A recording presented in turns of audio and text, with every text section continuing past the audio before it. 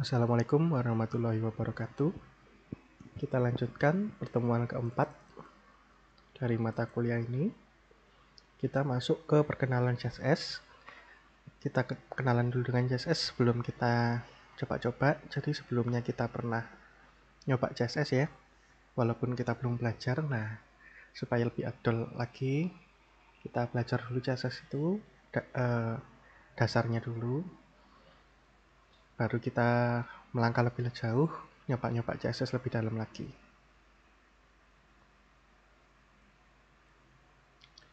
Jadi CSS itu cascading style sheet ya. Mungkin harusnya gini ya. Jadi CSS itu adalah sebuah kode, bukan sebuah ya, banyak kode-kode yang dibuat tujuannya untuk mengatur tampilan. Tampilan dari apa? Tampilan dari halaman web. Jadi kode-kode HTML yang sudah ada itu supaya terlihat lebih bagus itu dirubah tampilannya. Jadi kode HTML yang sudah ada diubah tampilannya. Jadi kode HTML-nya tetap, tapi kita beri sebuah styling, kita beri sebuah pengaturan tampilan agar lebih bagus ketika dilihat oleh pembaca gitu. Jadi kode HTML yang sudah ada diatur tampilannya gitu. Kode HTML-nya tetap tidak ada perubahan di situ, tapi tampilannya yang berubah. Jadi ini contoh, ada sebuah tampilan halaman tanpa CSS ya. Kalau dibesarkan itu ya. Jadi bentuknya seperti itu. Ada judul halamannya, ada ini menu ya, berupa LI dan OL gitu ya, berupa list. Lalu ada sebuah tulisan yang ada judul tulisannya, ada paragrafnya, ada ini sebenarnya ini bukan menunya, ini menunya ya, menunya yang ini ya, karena pakai HTML biasa jadi sulit diketahui sebenarnya. Ini ya, karena ini yang bisa diklik ya, style sheet 1, style sheet 2, style sheet 3 dan lain-lain. Lalu ada no style sheet-nya, dimana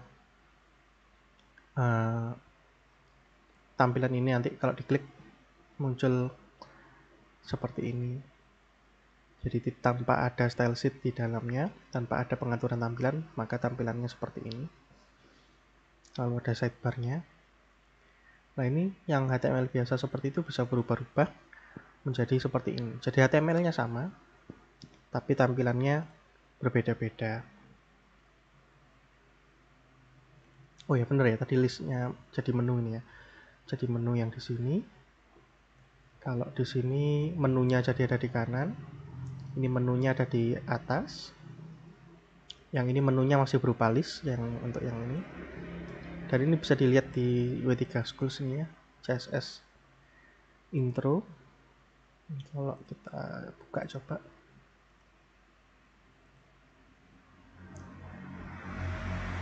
Nah, kurang lebih seperti ini.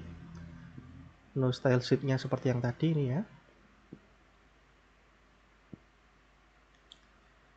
Kalau saya pilih style sheet 1 ini yang seperti ini.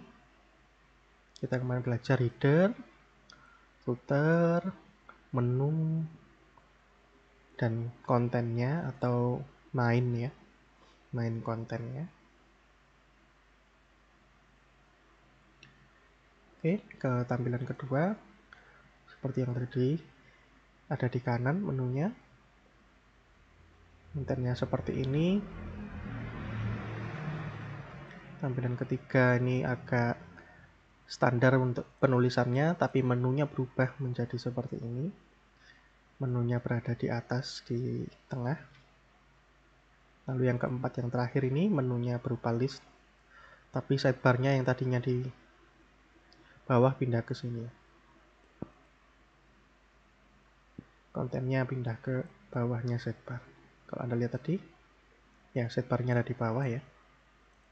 Yang ini juga. Tapi di sini bisa pindah ke atas ini. Nah, ini semua pakai CSS. Ada border, ini ya, warna dan lain-lain. Itu semua diatur pakai CSS-nya.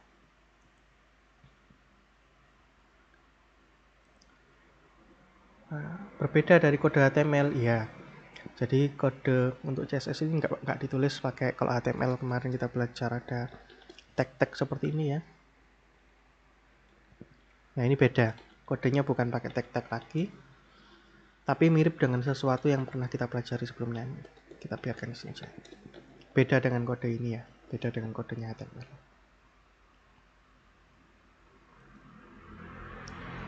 Nah, penulisannya bagaimana kode CSS itu? Nah, ini yang saya bilang mirip dengan sesuatu tadi.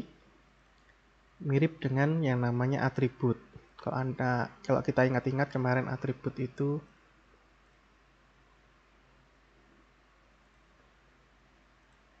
seperti ini ya. Atribut itu ada atribut name-nya, nama dari atributnya. Misalnya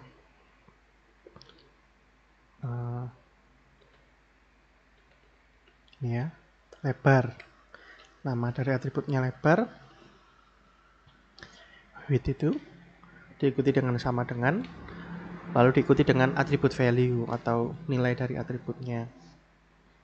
Misalnya 100 itu lebarnya. Nah, mirip dengan ini. Kode CSS seperti itu juga. Tulis ya.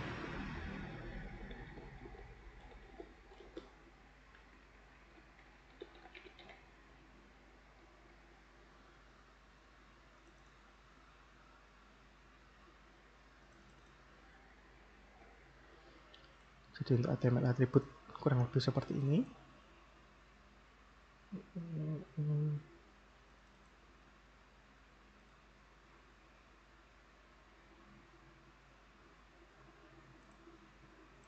Gitu. Nah, kalau di CSS sama, beda nama saja kurang lebih.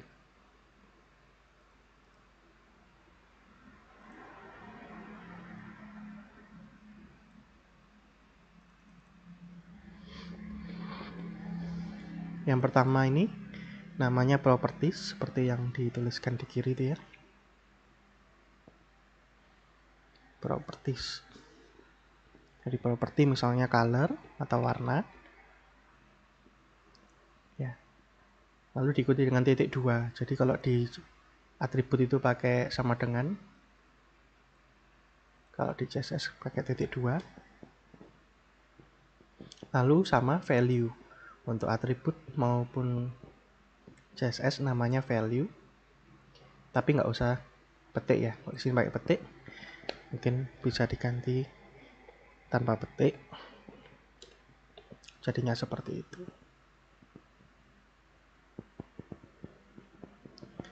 Yang terakhir adalah titik koma. Bedanya apa kalau atribut? Kalau atribut kemarin antara atribut satu dengan atribut yang lain dipisahkan dengan spasi. Misalnya gini ya.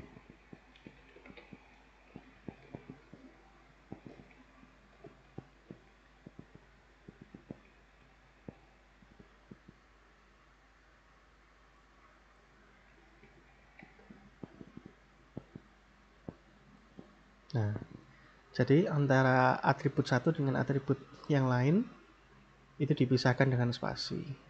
Sedangkan untuk CSS properti satu dengan properti yang lain itu dipisahkan dengan titik koma. Contoh yang lain apa ya?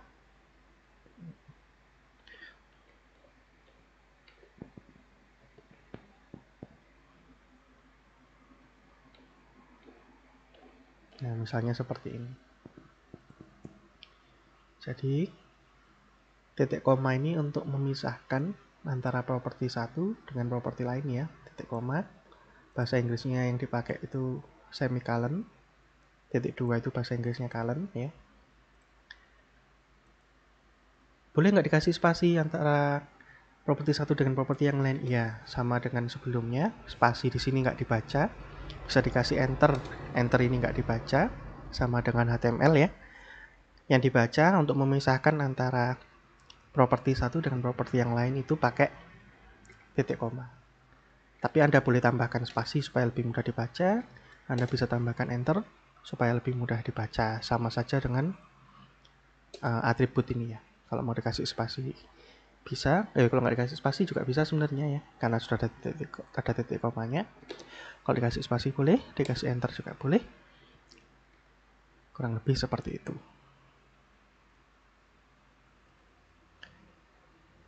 Oke, berikutnya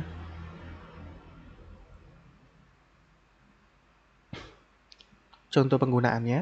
Jadi kalau kemarin kita belajar, ini adalah penulisan HTML di dalam tag pembuka. Ini bahasanya atau biasa disebutnya adalah inline dalam satu baris ya. Jadi dituliskan dalam satu baris yang sama dengan HTML elemennya. Contoh kalau H1 ini mau dirubah, maka dikasih sebuah atribut style ya. Di dalam atribut style kita baru tuliskan kode CSS-nya. Nah, kode CSS ini kalau di sini, kalau di belakangnya tidak ada kode CSS lain, boleh nggak usah pakai titik koma. Tapi dikasih titik koma pun boleh. Jadi kurang lebih seperti itu. Tapi kalau di belakangnya ada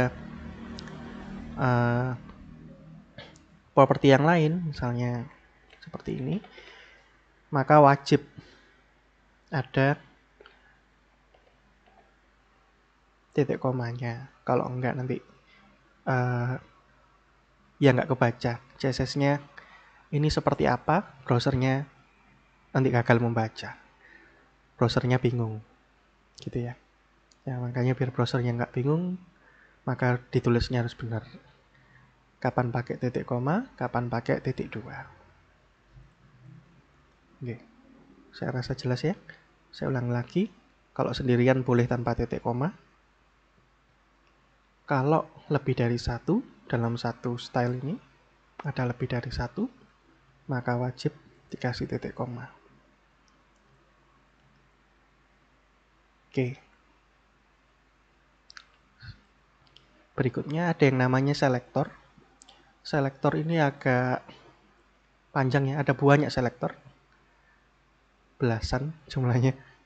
Dan kalau dijelaskan semua saya rasa oke-oke saja sih. Tapi malah membingungkan. Jadi nanti mungkin kita bahas di pendalaman, di materi pendalaman atau di materi, kalau ada yang tanya juga boleh nanti kita jelaskan di praktikum atau di pendalaman, tidak ada masalah. Silakan ada yang mau tanya silakan. Tapi kita nggak bahas sekarang dulu, biar kita nggak fokus di sana. Jadi intinya yang kita pelajari saat ini CSS yang bentuknya inline ya. Jadi ada banyak, bukan ada banyak sih. Ada dua lagi yang belum kita sebutkan dan tetap akan kita pelajari mungkin di minggu depan sebelum kita masuk ke Bootstrap. Di minggu depan kita pelajari.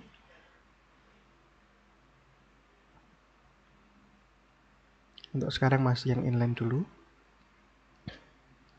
Begitu juga dengan selektor-selektor nanti kita pelajari di minggu depan. Nah, berikutnya penjelasan lebih lanjut ya. Kalau kita belajar HTML, kita merasa ada beberapa kode yang sudah memiliki perubahan tampilan.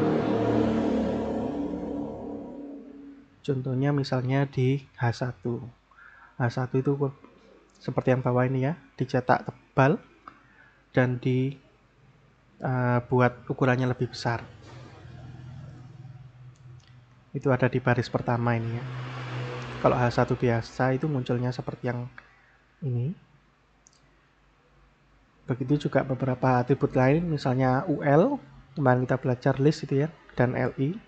List itu ada angkanya, ada penanda-penanda yang lain, terus ada juga A kemarin ya, atau link. Itu ada warnanya biru, ada garis bawahnya. Nah, itu kode-kode HTML yang memiliki perubahan tampilan. Jadi tampilannya sudah dibuat seperti itu. Nah, tampilan yang seperti itu siapa yang menentukan? Itu yang menentukan browsernya sebenarnya. Jadi kalau H1 akan ditampilkan seperti apa? Lah, browsernya sudah punya kode CSS di dalam browsernya yang akan diaplikasikan kepada elemen-elemen yang sesuai. Contohnya kalau H1 ya nanti ada kode CSS-nya yang akan diaplikasikan ke H1 tersebut. Lalu untuk yang sudah ada itu bisa dirubah-rubah. Jadi nggak paten H1 harus seperti itu, enggak. Karena sekali lagi seperti yang kita bahas di perkenalan HTML itu sebenarnya hanya markup language atau kode untuk penanda, memberi tanda supaya bisa dibaca oleh browser nanti menindaklanjuti. Contohnya ada browser yang menggunakan fitur membaca gitu. Jadi ada orang yang baca supaya orang-orang yang tidak bisa melihat itu atau mempunyai gangguan penglihatan bisa mendengar hasil dari halaman web yang dibacakan tadi. Kurang lebih seperti itu. Jadi browser itu bagaimana cara mengenalinya nanti bisa ditindaklanjuti oleh browser. Salah satunya ini. Jadi kalau browser juga melihat ada kode yang dikasih tanda H1 artinya adalah judul utama, maka akan ditindaklanjuti oleh browser dengan diaplikasikan kode-kode styling yang membuat dia lebih tebal dan lebih besar tulisannya. Nah, itu kode itu bisa dirubah. Contohnya, ini saya aplikasikan style saya sendiri misalnya. Font weight-nya jadi normal. Font size-nya 16 pixel. Yang terjadi adalah ya HTML-nya tetap membaca, browsernya tetap membaca H1 ini sebagai browser, cuma tampilannya ulang, kayaknya saya salah ngomong. Browser tetap membaca H1 ini sebagai judul, H1 ini sebagai judul, tapi tampilannya seperti tulisan biasa. Jadi seperti itu. Bahkan Anda membuat judul yang diketahui oleh browser, tapi judulnya nggak ditampilkan di browser, gitu bisa. Nah, kurang lebih seperti itu. Jadi sebenarnya H1, UL, A tadi yang disebutkan itu hanya penanda saja. Tampilannya bisa dirubah-rubah sendiri lewat CSS. Nah, kalau kita belajar font weight sebagai contoh penggunaan dari CSS, kita bisa pakai link yang ada di sini. Nah, ini adalah MDN-nya. Di sini kita bisa belajar banyak mengenai kode-kode CSS, bagaimana fungsinya. Nah, misalnya ini kita rubah normal ini jadi bold. Kita bisa lihat tampilannya situ. Normal dengan letter ini mungkin nggak berubah. Kenapa? Ya nanti kapan-kapan kita jelaskan. Nanti kita jelaskan di pendalaman. Kita jelaskan lebih lanjut di pendalaman. Mungkin yang perlu dicoba-coba sini adalah yang ini ya. Font weight itu ada 100 sampai 900. Ini yang bisa kita atur. Di bawah ini ada semacam slidernya. Bukan sini. Nah, misalnya kalau 1 font weight-nya seperti ini, 100 seperti ini, 400 nggak berubah ya, 500 baru berubah, 800 baru berubah, 900 harusnya berubah. Ini mungkin browsernya yang kok kayaknya seharusnya bisa lebih lagi. Soalnya 400 itu harusnya sudah tebal 400. Jadi agak aneh.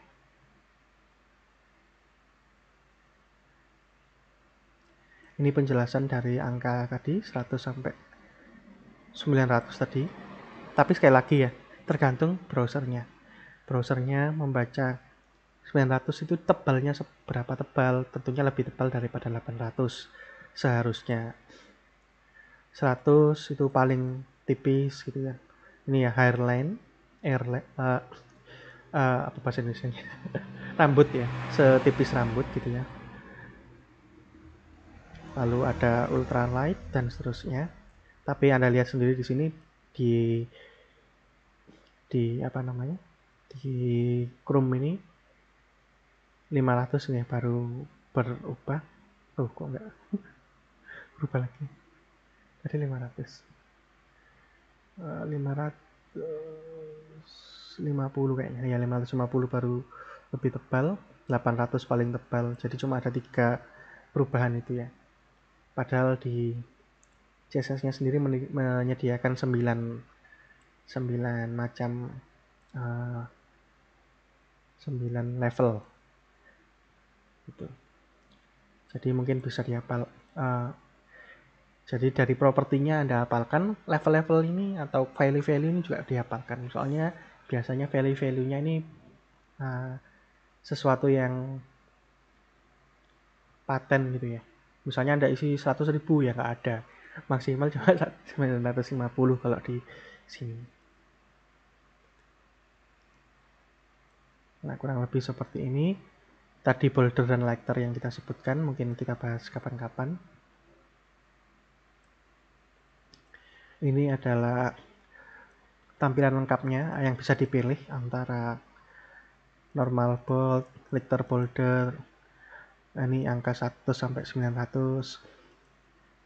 Lalu 3 hal ini juga kita jelaskan di pendalaman seperti yang saya tuliskan di sini ya. Jadi materinya sampai ini aja, pengenalan CSS. Saya rasa itu cukup. Kita lanjutkan di praktikum nanti. Nyoba-nyoba yang sudah kita pelajari. Dan di pendalaman kita tambahi ini. Jadi di pendalaman itu nanti kita belajar ini, tapi kemungkinan Anda nggak akan pakai ini. Jadi gitu. Mungkin dari saya itu dulu. Saya akhiri sampai di sini. Wassalamualaikum warahmatullahi wabarakatuh.